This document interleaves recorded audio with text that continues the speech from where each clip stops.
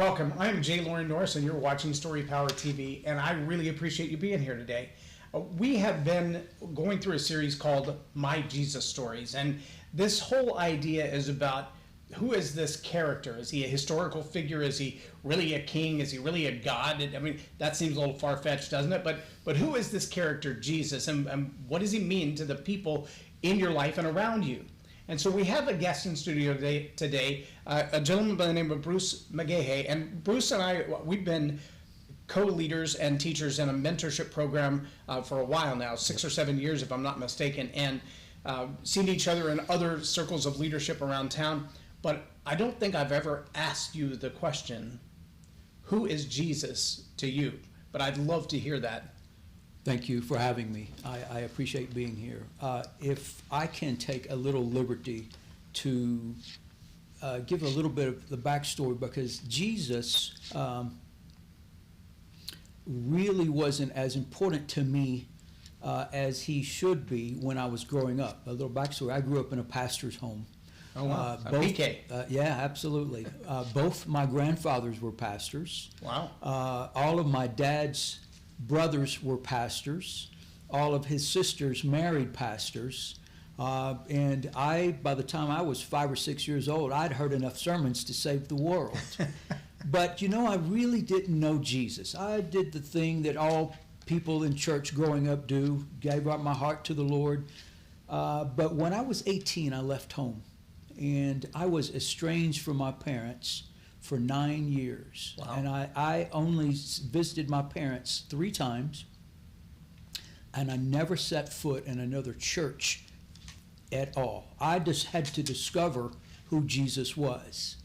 One day, like the story of the prodigal son, I woke up and I said to myself, literally, what am I doing here? And in that moment, I knew that I needed to find out who Jesus was. So for me, Jesus in that moment, it was a journey back for me, but Jesus became someone who actually saved my life. Remember, I grew up in a church. I grew up listening to the word. I grew up hearing about Jesus, but I really didn't know who Jesus was because I had to find out for myself. But once I found out who Jesus was, he became my Savior. He became my guide. He became the person when I am even now having a rough day. It's simple. Jesus, really, will you walk with me through this? So Jesus to me is somebody that it really, when people say, well, you make Jesus your Lord and personal Savior, sometimes I turn it around and say he is my personal Lord. He is also my personal Savior, but Jesus and I have a very personal relationship because Jesus gets me through the day sometime. Okay, so that leads me to ask a question about, because I know, for an example, when I was away on a business trip and I came back from California, and when I walked in the house, my daughter and I had that phone conversation that ended with, "I love you, Dad." But it was that empty echo of like whatever kind of a "I love you." And I walked in the door, and there in her room was, well, nothing. Not so much as a scrap of paper. Wow. And it was ironic that she not only left, she took everything and cleaned up after herself, which is very not like a teenage girl. But she was gone. And that was the beginning of her adulthood, if you will, that left me feeling like, the butterflies left the nest and it's still a cocoon. I mean, Right. This is still a caterpillar. There's nowhere near flying age yet. And so I was really concerned that her development into adulthood was going to be a challenge. And the first couple of years were really rough.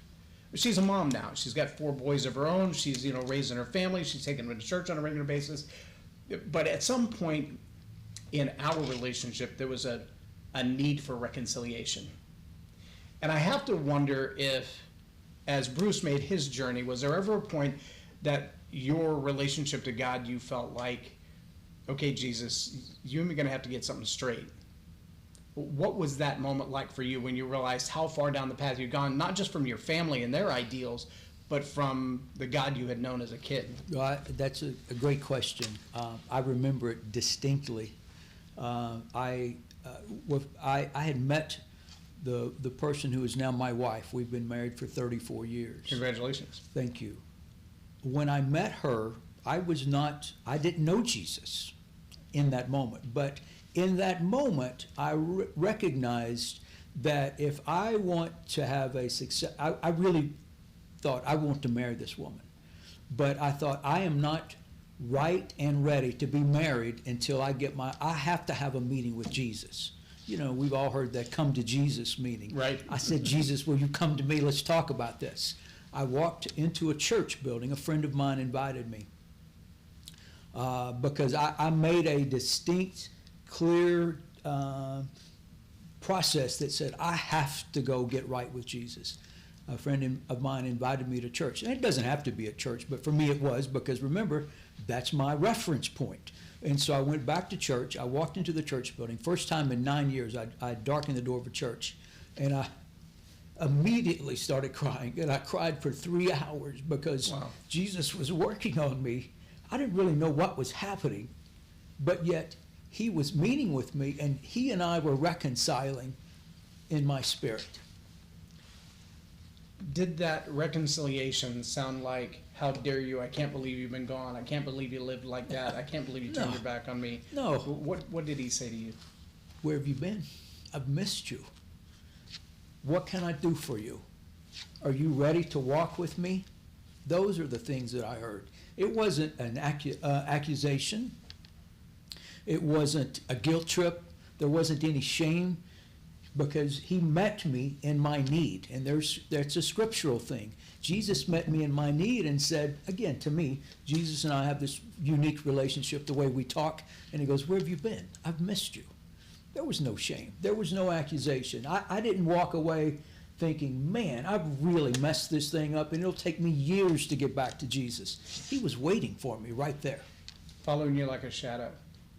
And you know what? I knew that all of the time. There wasn't a day that went by when I was living a life that I probably shouldn't have been living. There wasn't a day that went by that I didn't know that Jesus was right there, but I refused to look at him.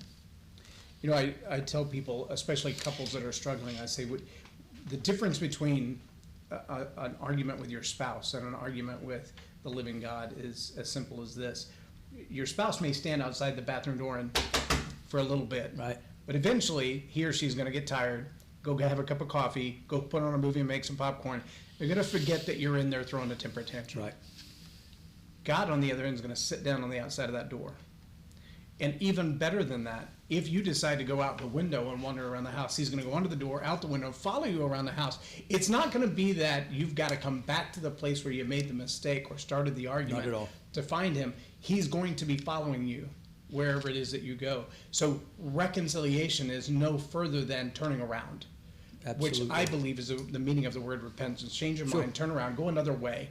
That you've Absolutely. got to think Change your differently than you direction. have. Absolutely. And that about face, and there's a collision, because and I don't know if you have kids, but when my grandkids are around, or when my kids were toddlers, and my little dog does it now. I'll run to the front door to answer the door and turn around, and I'm thinking, where's the dog? And he's right there, literally attached to my sock. Right. And you're like, oh, I'm tripping over him. God is more like that than he is standing off at a distance going, I hope you get it. I hope you eventually figure this out and come back. Instead, he's pursuing and waiting. What was that journey like for you through the darkness? Did you feel the loneliness? Did you feel the fear? Did you feel the anxiety that many people talk about?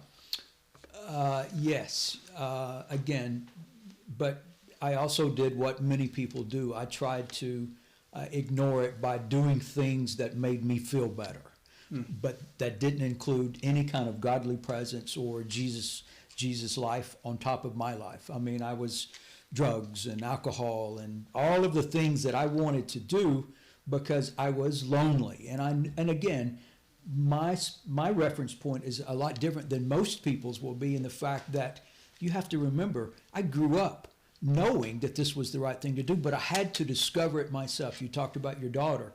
That was me. I had to go out and, I got to the point after I walked away from my family and my home that I actually got to a point I didn't even believe in God, much less Wow. Jesus.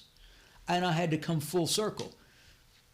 He's got lots of patience. He waited for me. And I'm grateful for that, because if I had not made that effort, what my life would have continued down that dark path. But yet, when I said, "Okay, I'm ready," Jesus says, "Me too. I'm ready for you. Where have you been?" So, when you talk about that journey, you mentioned that a large majority of your family were in the ministry. Yes. What caused you to think, there's a better way? I'm going to go over there. I'm not going to follow what they're doing. I'm going that way. What made you think that was the right decision in your teen years? I am a very independent person, and I am also a very inquisitive person. When I was growing up, my favorite character was the Curious George. I never knew, the little monkey, but I never knew the guy in the big yellow hat. But yet, that was my character. And I was very independent. I remember having a conversation with my dad at 16, and he was saying, it was my first job. And my dad said, "Hey, I know you're going to school. I'm a sophomore in high school, a freshman. What can I do to help you, buy your clothes or whatever?" And I said to my dad, I think this might have even been maybe the foundation for where I went astray a few years later. "I don't need your money. I can do it myself. I'm 16. I just got my first job." But looking back on that, I think I planted a seed in my own heart in that moment. How many blessings did I miss because I was so independent? And eventually, a few years later, I'm still following that same path of the seed I planted myself. And that's what caused me to go off path. I honestly believe that. So how did that cause you to raise your children? Well, I don't have any children. None at all. None at all. My wife and I were never able to have kids, and it was okay. But I have employees, and we've owned a business for 33 years, and I've probably fathered many people probably close to 200 people in the last 30 years. Wow. Over 30 years. And it just seems to be in the fact that when people come to me, it always seems to be people that didn't have any good raising. Right. And so those are the people that are drawn to us, and I am drawn to those people. But because of that, it's caused me to understand where people are. It's caused me to understand to have patience and grace. Also, it's caused me to say, let me just speak into your life a little bit, and you can be this or be that. But when you get it all settled, I'm right here to help you. That's my Jesus. And so the relationship then that you have with your employees, and I would presume then vicariously with your customers or even directly with your customers, you would say, just based on that relationship is tainted or filtered or colored by your relationship with Jesus? Oh, absolutely. People say that some people, I hear people say all the time, well, we have and matter of fact, I have people that come to want to work for us that say, we want to come here because it's a Christian business. I don't know how you feel about that, but I don't believe that there is such thing as a Christian business. I believe there are business owners who run their business based on Christian principles. Right. That's what we do. And so obviously, every time I have to make a decision, good or bad, with one of my employees or a customer interaction or any kind of dialogue, I want to make sure that I am walking with my Jesus eyes in that particular relationship. So what would that look like for, right now, there are a lot of people who are running a business and they can't get people to come in the door to work. Right. Not come in the door as customers, but come in the door to work because Yeah. they've been incentivized to stay home and sit on the couch. It's a problem. So how does that look in your business, and how does your Jesus worldview or your Jesus lens, how does it look at employees when they do show up? Well, I'm grateful, number one. Okay. I'm extremely grateful that, hey, you guys showed up today. You came to work. Right, I'm That's awesome. happy. But it also, again, because I'm Jesus-centered, and as we know, Jesus was kind, he was gracious, he was thoughtful, he was all of those things that we can't always put together in one package. But if we can get a glimpse of who he is, then that translates to our relationship with the people with whom we're in contact. And so I try to be gracious. I try to be. I try to promote. It's fun, equality and justice, godly equality and godly justice. But I also try to be firm. I try to make sure that people understand this is the way that you have to do it. And if you get outside the lines, it's okay, but we need to get back in there and have grace when you do get outside the lines. Right. It's really, to me, when I have conversations with my employees and or my customers, it's really, am I representing Jesus? As a matter of fact, my wife and I came up with something several years ago because I really know what my purpose in life is, and it really is a Jesus purpose. And I have articulated what my vision is in life, and it's a scripture, but I've taken it as the challenge for me is that my goal in life is to extract the precious from the worthless. I can only do that through Jesus. Otherwise, there's not a good filter. But with me and my Jesus, I am able to extract the precious from the worthless. My whole concept of dealing with people is through that lens. So I want to take that lens and go just a little deeper, because I know when I hear you say extract the precious from the worthless, part of what I perceive is when we were kids, you used to have those little red plastic glasses that were stuck on the back of the cereal box, Right. and you had to put those decoder glasses on and then read the words on the back of it.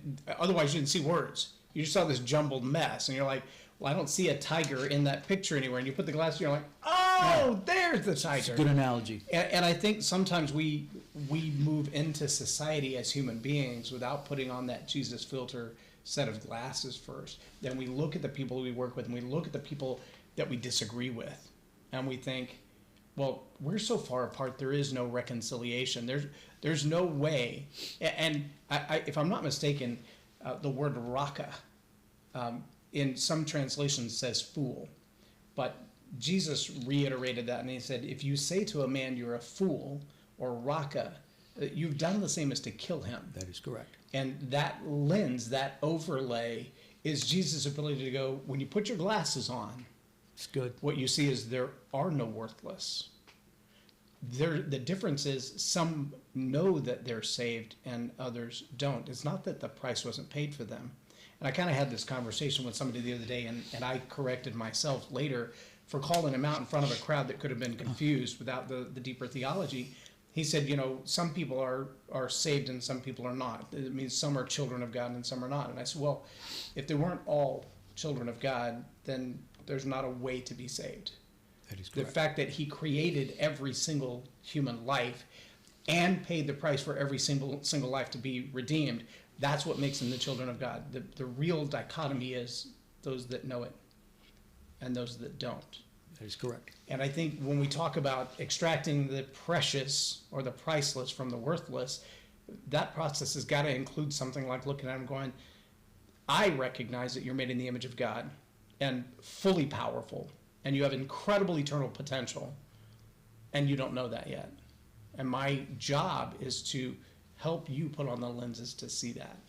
Are we tracking in the same direction? Absolutely. I mean, what a great, thank you for explaining that for those that might not have understood what I said. I appreciate that, because the reality, some people just don't know that they have worth. They weren't raised in an environment, whether it was a Christian environment or not, they just weren't raised in an environment where people affirmed them, people confirmed them, people said, you can do this. And so there are a lot of people in our lives and in our associations that don't understand that they have value.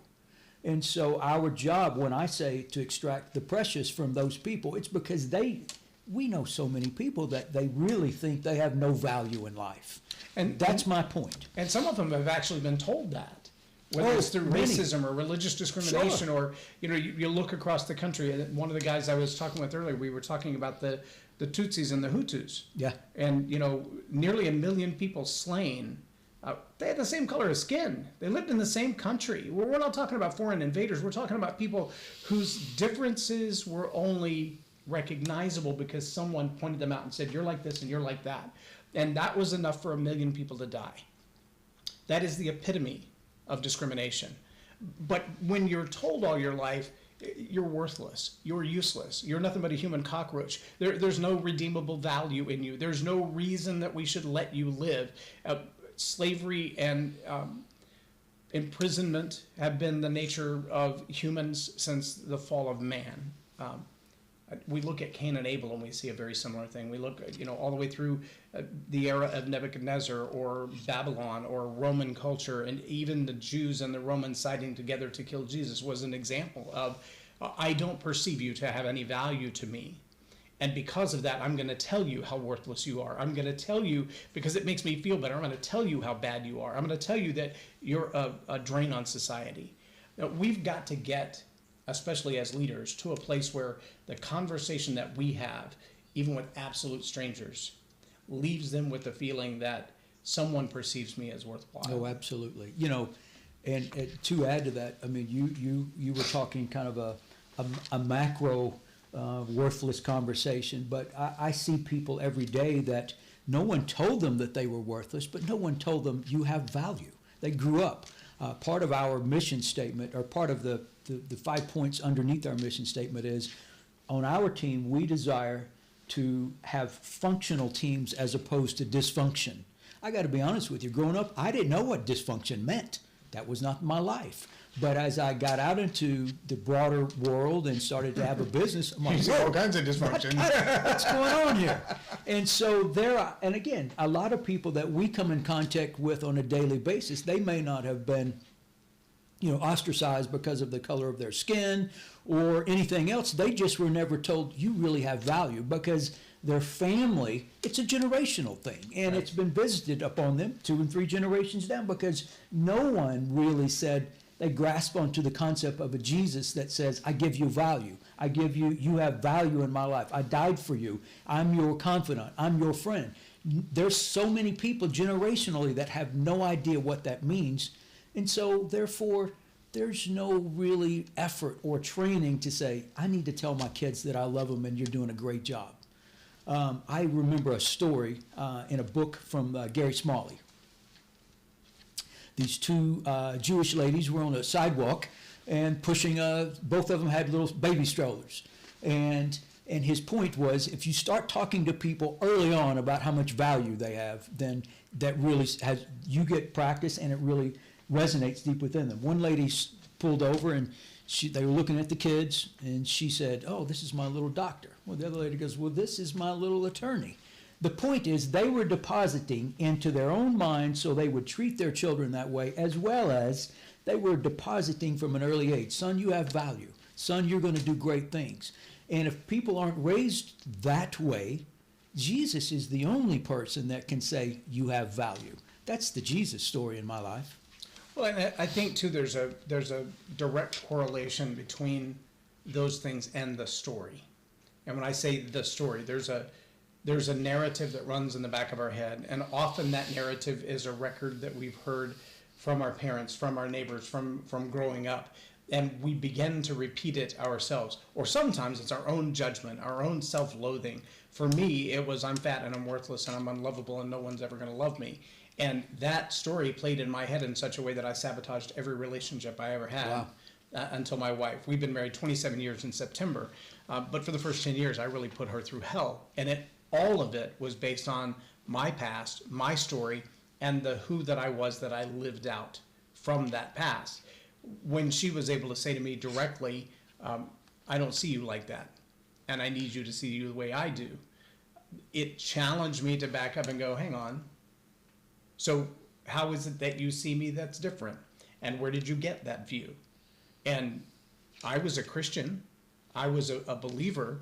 I was someone that would have said to you, you've got to believe the story of Jesus in you. But I had a hard time personally Sure. accepting that what he said was actually true, because I was so accustomed to believing what I had said. I was so accustomed to looking through the lens of my own knowledge of my own mistakes and going, you suck.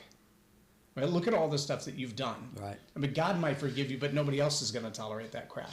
God might accept you into heaven, but nobody else wants to put up with you on earth.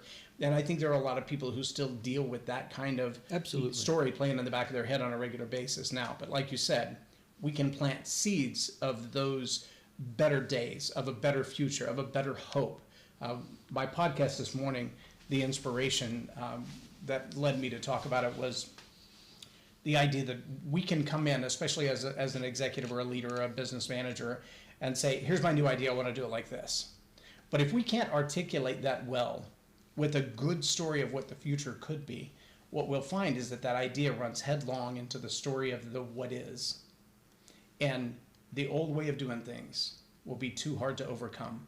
The story of, well, that's not the way we've ever done it. Sure. Or we've never tried that. Heard that. Or yes. we've tried that before and it didn't work. And so that story dominates behavior.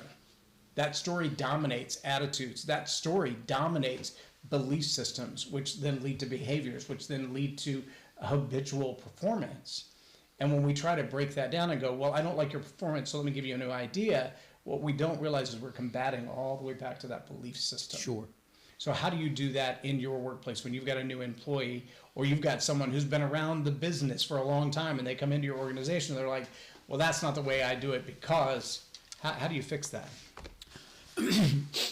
I am a firm believer in there is a parable that says, and by the way, it took me a long time to get to this point because sometimes as leaders we want to keep everything inside this. Because if it gets out, well, then we're not controlling it, and maybe it's not. I mean, it gets kind of crazy. Yes. We've all been through that. But I learned several years ago that I have to really be okay with the parable in the Bible that talks about some are called to plant, others will called to water, but yet still others may actually reap the increase. So when somebody comes to me and they're working, if it doesn't work out, or they're saying this or that, I have to put it in that perspective. Am I watering? Am I planting? I sure don't see the increase. Now, I've watered and planted, and many other people have seen the increase. But that's part of being in business. But when somebody comes and says, we're not doing that, or, we've tried that, and you have to just kind of rise above that and again, as you say, articulate the vision. This is what we're going to do. You either get it or you don't, but this is what we're going to do. And hopefully, you'll come along with us. But if you don't, well, at least I planted a seed. And you may have to go somewhere else and let someone else water it. And then you may have to land somewhere else, and somebody's going to see the increase.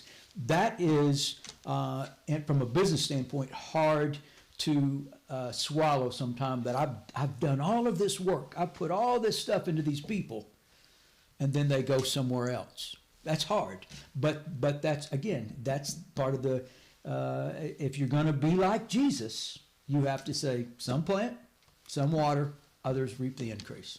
And I think that's a challenge for a lot of us from a leadership standpoint. Absolutely.